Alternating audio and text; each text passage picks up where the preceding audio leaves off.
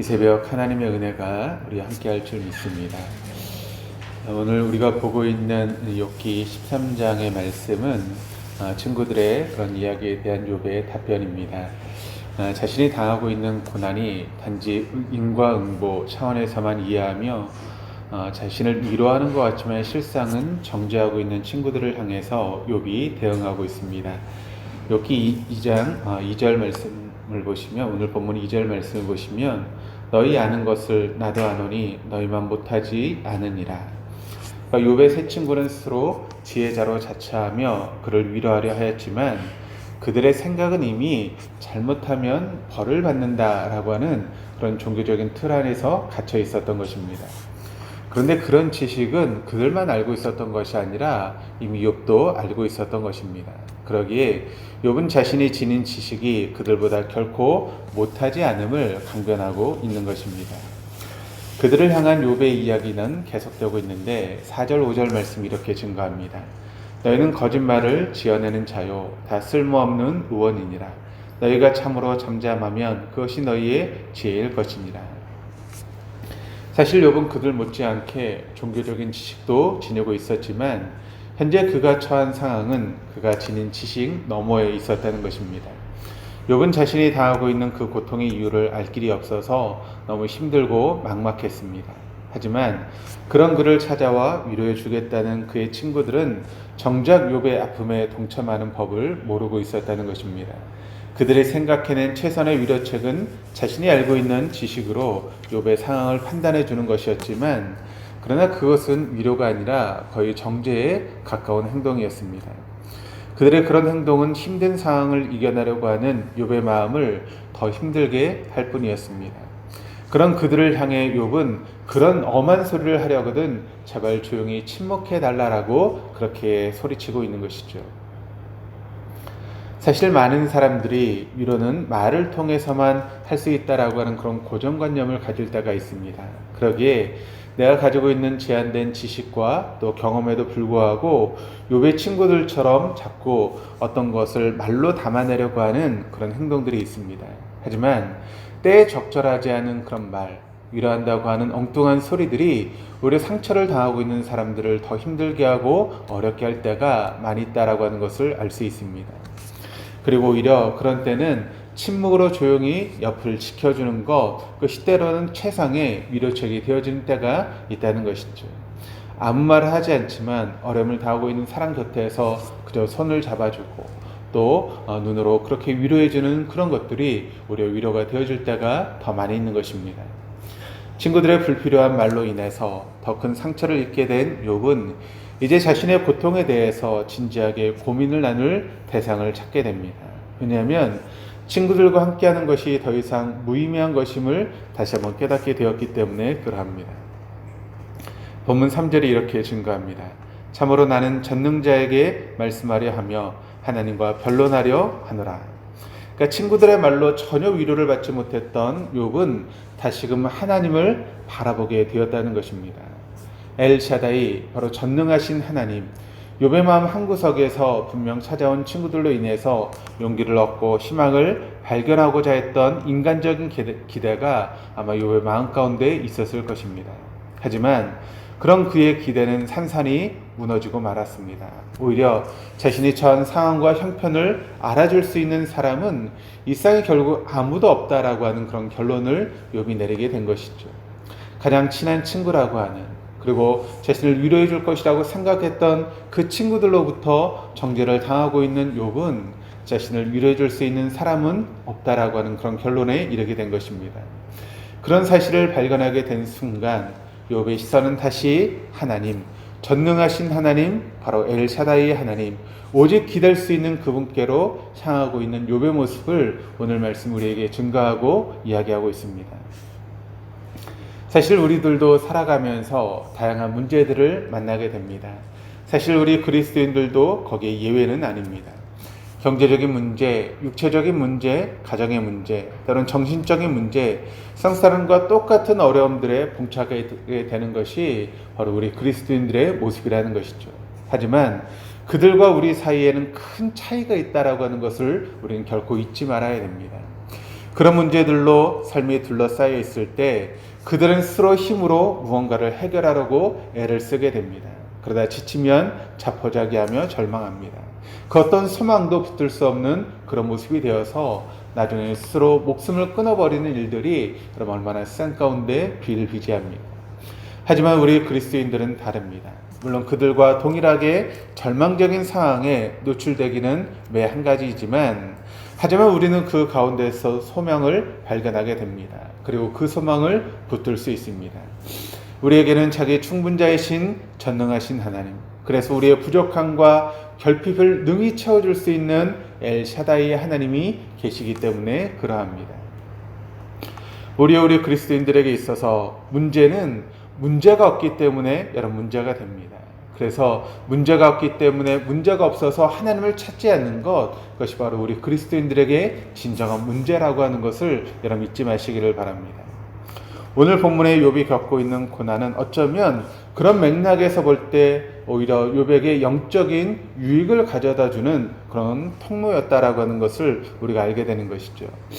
물론 욥은 순전히 하나님을 경외하며 악에서 떠난 자로서의 삶을 살아오고 있었습니다. 하지만 그에게 하나님을 친밀하게 대면하여 알아가는 자리가 필요했다는 것이죠. 그를 통해 하나님께 대한 믿음이 성장하고 진보할 수 있는 그런 기회가 바로 그에게 필요했다는 것입니다. 그런 차원에서 하나님께서 욥에게 시험을 허락하셨고 그런 예기치 않은 그런 고난과 고통을 통해서 욥으로 하여금 전능하신 하나님을 재발견하게 되는 실질적인 체험작이 되었던 것이 바로 그의 고난의 장이었다는 것이죠. 아울러 욥 또한 그런 체험을 하지 않았다면 하나님을 죄에 대해서 무조건 징벌하시는 공의의 하나님으로만 인식하고 있었을 것입니다. 그리고 그런 인간적인 지혜 한계 안에서 하나님을 이해하고 알고 있는 그런 제한적인 욥이 되어줄 수밖에 없었을 것입니다. 그런데 욥에게 닥쳤던 이 고난을 통해서 하나님께 대한 그런 협소적인 지식이 확장되는 그런 계기가 마련되게 된 것입니다. 그래서 시편의 기자는 시편 119편 71절을 통해서 우리에게 이렇게 고백합니다. 고난당하는 것이 내게 유익이라. 이로 인하여 내가 주의 윤례를 배우게 되었나이다. 욥을 포함한 우리 그리스도인들에게 찾아오는 고난은 우리 하나님을 찾게 하고 하나님에 대한 지식을 더 깊게 또 넓게 함으로 우리 그리스도인들의 믿음을 그릇을 더욱더 넓히는 영적인 재련장, 그것이 바로 고난의 현장이라는 것입니다. 이제 사람을 넘어 전능하신 하나님만을 찾겠다라고 하는 욥은 하나님께 두 가지를 간구하고 있습니다. 20절, 21절 말씀이 이렇게 이야기를 합니다. 오직 내게 이 두 가지를 행하지 마옵소서. 그리하시면 내가 주의 얼굴을 피하여 숨지 아니하오리니 곧 주의 손을 내게 대지 마시오며 주의 위엄으로 나를 두렵게 하지 마실 것이니이다.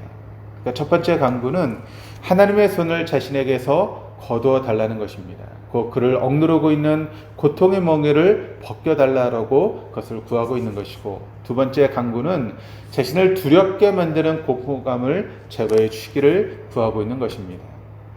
간절한 마음으로 두 가지를 하나님께 요청드린 욥이었지만 그가 느끼는 고통의 무게는 너무나 무거웠습니다. 그에 반해서 하나님의 침묵의 시간은 그에게 너무나 길게만 느껴졌습니다. 결국 욥은 하나님의 응답하심을 기다리지 못하고 자신의 고통을 몰고 간 그 원인을 스스로 찾아보려고 하고 있습니다. 그러면서 26절이 이렇게 증거합니다. 주께서 나를 대적하사 그런 일들을 기록하시며 내가 젊었을 때에 지은 죄를 내가 받게 하시오며. 그러니까 욥이 생각해낸 자신의 고난의 원인은 무엇인가 하면 그가 젊었을 때 지었던 죄, 그것이 바로 내 고난의 원인이다라고 그렇게 생각하고 판단하고 있었다는 것입니다. 욥은 영문도 모를 고통의 상황으로 그를 이끌어가고 있는 원인이 바로 그가 젊었을 때 지었던 죄였다라고 생각하고 있는 것이죠. 물론 죄에 대해서 결과가 뒤따라오기 마련입니다. 그에 대한 책임은 우리 각자가 지는 것이 마땅한 일입니다.